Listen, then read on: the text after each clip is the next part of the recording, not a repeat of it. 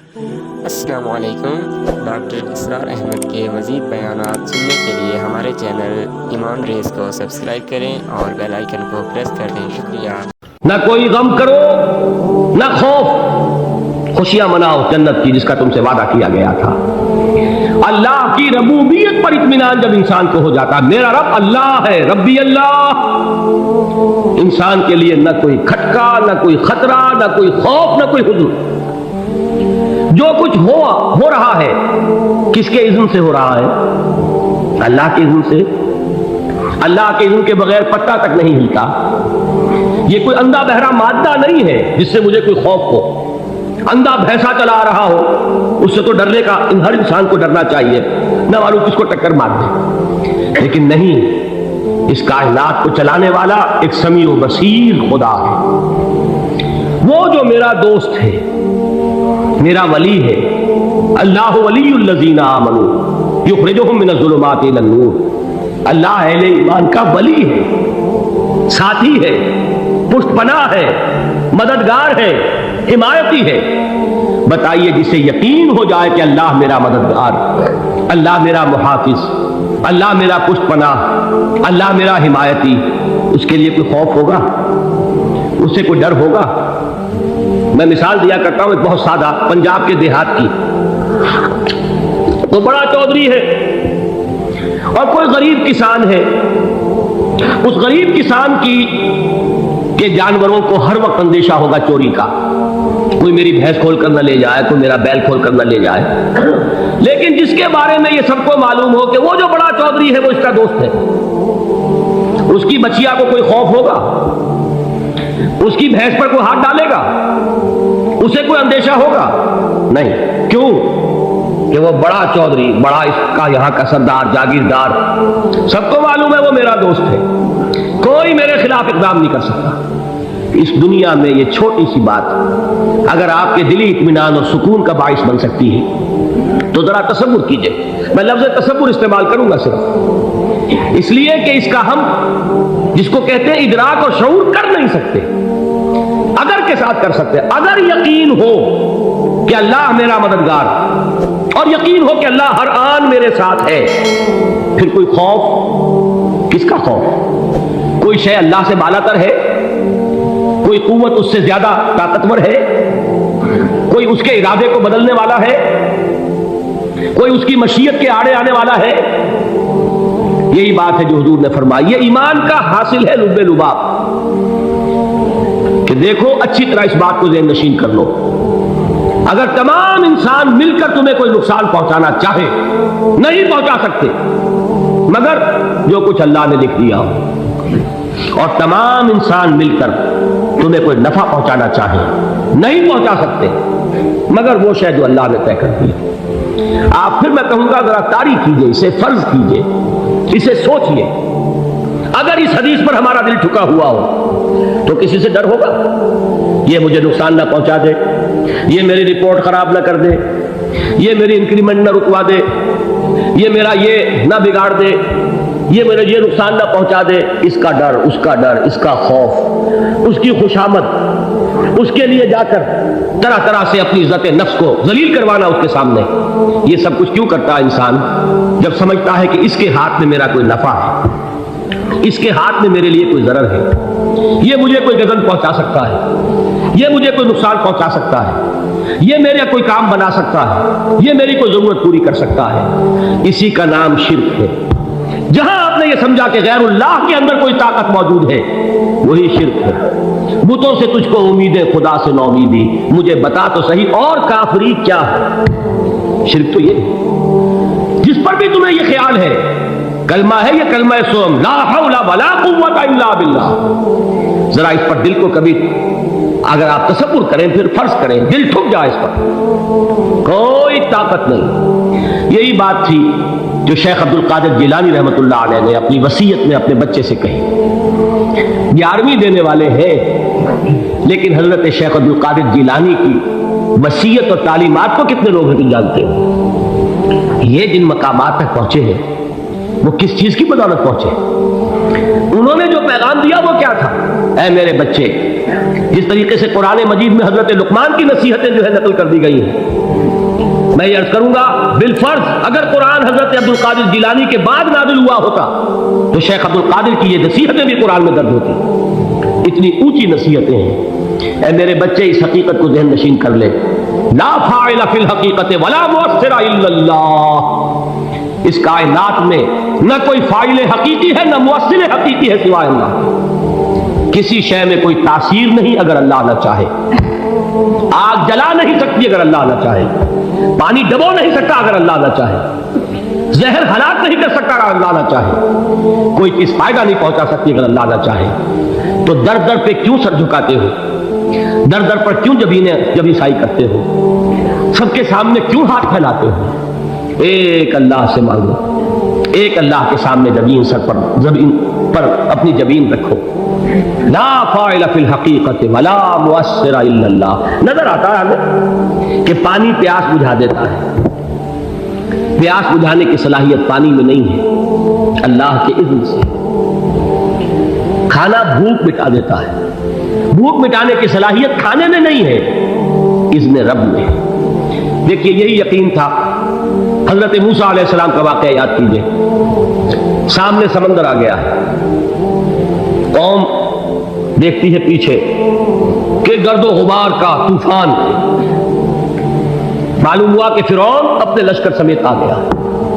لشکر جب چلتا تھا تیز رفتاری کے ساتھ تو گرد و غبار کا جو طوفان اٹھتا تھا اس کا تصور کیجیے, اور لمحہ بلمحہ وہ قریب آ رہا ہے. پوری قوم نے کیا کہا, اے موسیٰ انا لمدرکون. بسم اللہ الرحمن الرحیم. یا ایہا المزمل قم اللیل الا قلیلا نصفه أو انقص منه قليلا أو زد عليه ورتل القرآن ترتيلا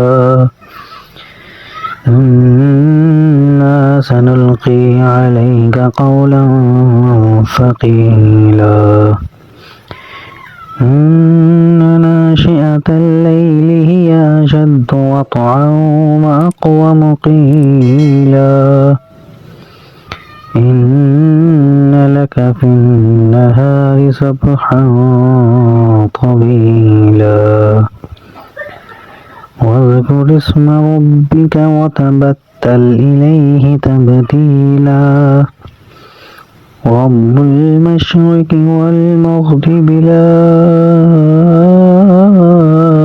إله إلا هو فاتخذه وكيلا واصبر على ما يقولون واهجرهم هجرا جميلا وذرني والمكذبين أولي النعمة ومهلهم قليلا إن لدينا أنكالا وجحيما وطعاما ذا غصة وعذابا عليما يوم ترجف الأرض والجبال وكانت الجبال كثيبا مهيلا إنا أرسلنا إليكم رسولا شاهدا عليكم كما أرسلنا إلى فرعون رسولا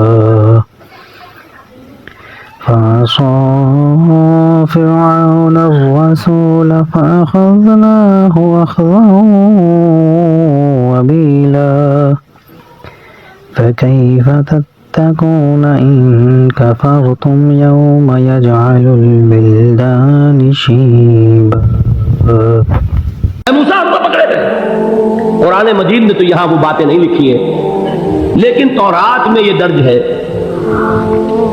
کہ بنی اسرائیل جھگڑنے لگے, دست و گریبان ہو گئے موسیٰ کے ساتھ. موسیٰ نے یہاں مروایا لا کر, اس سے تو ہم ہی بہتر تھے. وہاں کھانے کو ملتا تھا, زندگی تو تھی, بیگار ہم کر رہے تھے, موت تو نہیں تھی. اب جو کچھ کچھ ہوگا اس کا تصور کرو، جس طریقے سے ہمارے ٹکڑے اڑائے جائیں گے۔ تو لڑ رہے ہیں حضرت موسیٰ علیہ السلام سے، یہ تورات کی تفصیل ہے۔ قرآن میں صرف اتنا آیا ہے، پریشان ہو کر انہوں نے کہا انا لمدرکون، موسیٰ ہم تو پکڑے گئے۔ اس وقت موسیٰ کا جواب کیا ہے؟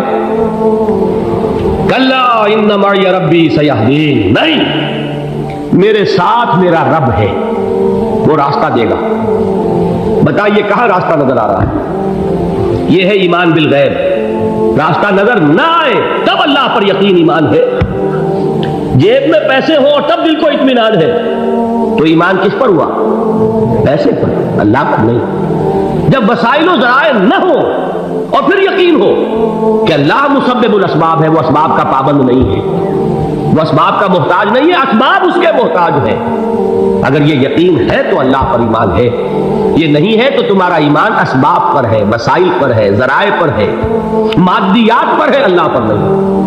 اس وقت کہاں راستہ تھا؟ وہ راستہ تھا سمندر ہے اور ادھر سے لشکر آ گیا ہے۔ کلا ان معی ربی سیہدین۔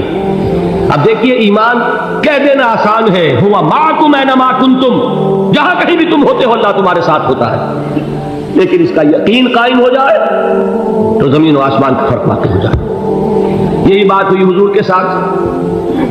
غار ہے، چھپے ہوئے ہیں محمد رسول اللہ اور آپ کے وہ یار غار ابو بکر صدیق رضی اللہ تعالی عنہ۔ اقبال نے حضرت ابو بکر کی شان میں چند اشعار کا صرف، لیکن واقعہ یہ ہے کہ بھاری بھاری نظموں پر اور قصیدوں پر بھاری ہے، طویل ترین نظمیں اور قصیدے ہوں ان پر بھاری ہے۔ ہمتیں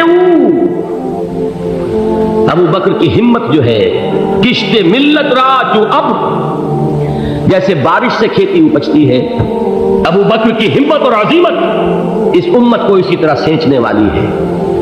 ثانیے اسلام و غار و بدر و قب،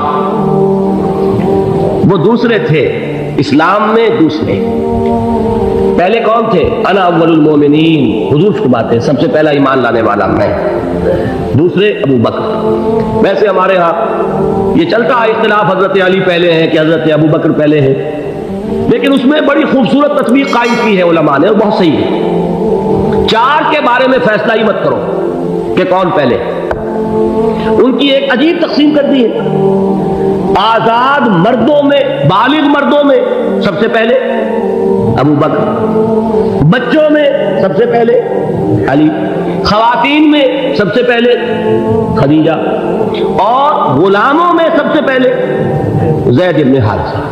بڑی پیاری تقسیم ہے، یہ چاروں ہی پہلے ہیں، ہر ایک کے لیے اولیت ہے۔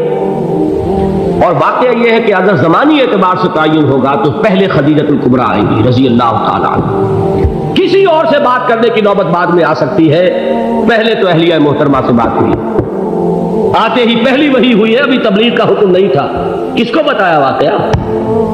ابھی اپنی نبوت کی تبلیغ کا تو حکم ہی نہیں آیا، واقعہ کس کا ہے؟ وہ خدیجہ کا ہے۔ جب کہا ہے کہ خشیت علی نفسی، مجھے اپنی جان کا اندیشہ ہے، تو کیا جواب دیا خدیجہ نے رضی اللہ تعالی عنہا؟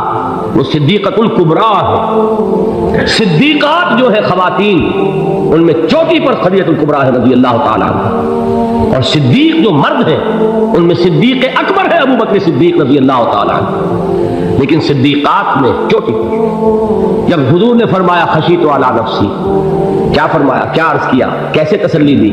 نہیں نہیں، اللہ آپ کو ضائع نہیں کرے گا، آپ غریبوں کے ہمدرد ہیں، آپ مساکین کے تکالیف رفع کرنے والے ہیں، آپ بیواؤں کی سرپرستی کرتے ہیں، آپ مسافروں کی خدمت کرتے ہیں، اللہ آپ کو ضائع نہیں کرے گا۔ یہ یقین ہے اس خاتون کے اندر۔ خیر وہ ایک علیحدہ بات ہو جائے گی۔ میرے دل پر حضرت خدیجہ رضی اللہ تعالیٰ عنہ کی شخصیت کا بڑا گہرا نقش ہے، جو وہ کوئی اور ہی وقت اور موقع ہوا تو بیان ہوگا۔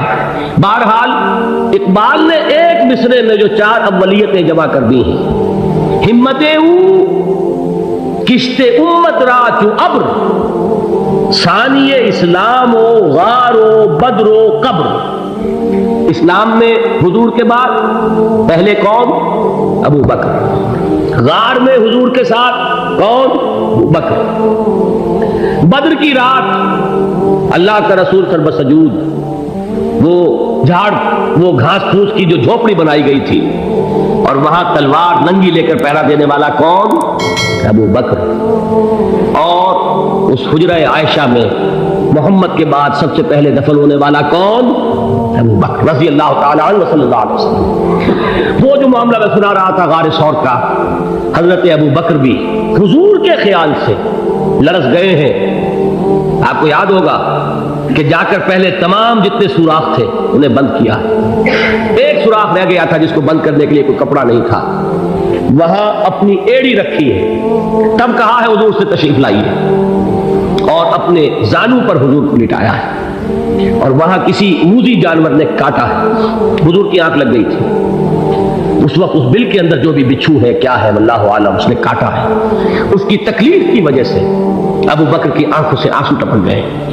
हुजूर के चेहरे मुबारक पर पड़े हैं, तो हुजूर जागे हैं, मामला क्या है? एड़ी नहीं हटाई वहां से, मबादा वो जानवर वहां से निकलकर मोहम्मदुर रसूलुल्लाह को कोई गजन पहुंचा दे। अबू बकर की एड़ी है, जिस तरह चाहे खा ले, खत्म कर दे, जान निकल जाए तब कोई आंच आए, मोहम्मद पर तो आए, लेकिन जीते जी नहीं। वो है अबू बकर। हुजूर के ख्याल से उस वक्त हुजूर ने फिर अपना लुआब दहन लगाया है, और उससे फिर आपकी तकलीफ खत्म हुई।